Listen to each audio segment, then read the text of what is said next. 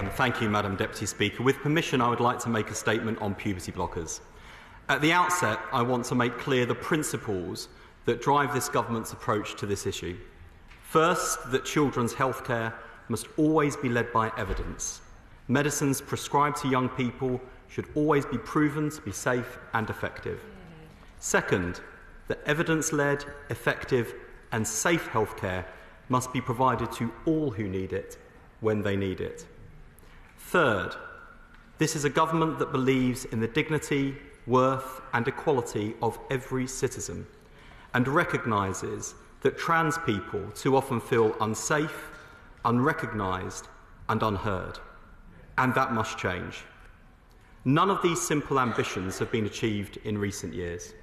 Medicine has been provided on the grounds of insufficient evidence, and young people have been left to go without the support and care they need.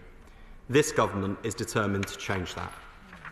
The Cass review made clear that there is not enough evidence about the long-term effects of using puberty blockers to treat gender incongruence to know whether they are safe or beneficial.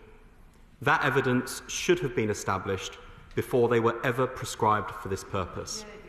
It is a scandal that medicine was given to vulnerable young children without the proof that it is safe or effective or through the rigorous safeguards of a clinical trial. Following the Cass review, the NHS ceased the routine use of puberty blockers to treat gender incongruence in children. In May, the previous government issued an emergency order to extend these restrictions to the private sector. In opposition, as Shadow Health and Social Care Secretary, my party and I supported those decisions. Since coming into office, I have renewed this order twice, continuing restrictions until the end of this year. This was done jointly with the Health Minister in Northern Ireland, and I updated the House via written statement. While the temporary ban was in place, I asked the Commission on Human Medicines to look at the current environment for prescribing puberty blockers, and we launched a targeted consultation.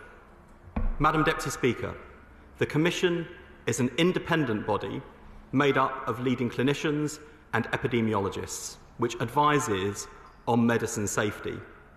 They took evidence directly from clinical experts, consultant paediatric endocrinologists, and patient representatives, including representatives of trans people, young people and their families. After thoroughly examining all the available evidence, they have concluded that prescribing puberty blockers to children for the purposes of gender dysphoria in the current prescribing environment represents, and I quote, an unacceptable safety risk.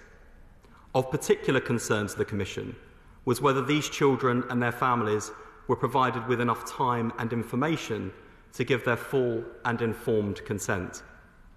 The Commission on Human Medicines found that children had received prescriptions after filling out online questionnaires and having one brief Zoom call with prescribers from outside the UK.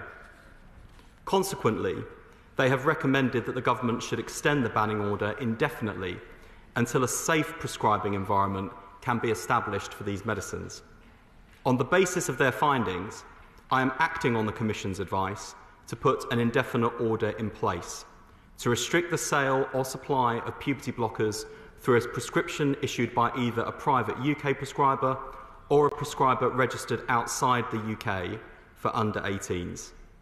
This is the advice from expert clinicians, the Independent Commission on Human Medicines, based on the best available evidence, and follows the cautionary and careful approach recommended by Dr. Cass.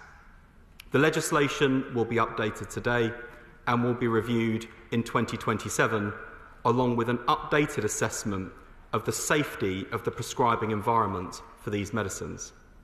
At the same time, we are working to grow a thorough evidence base for puberty blockers.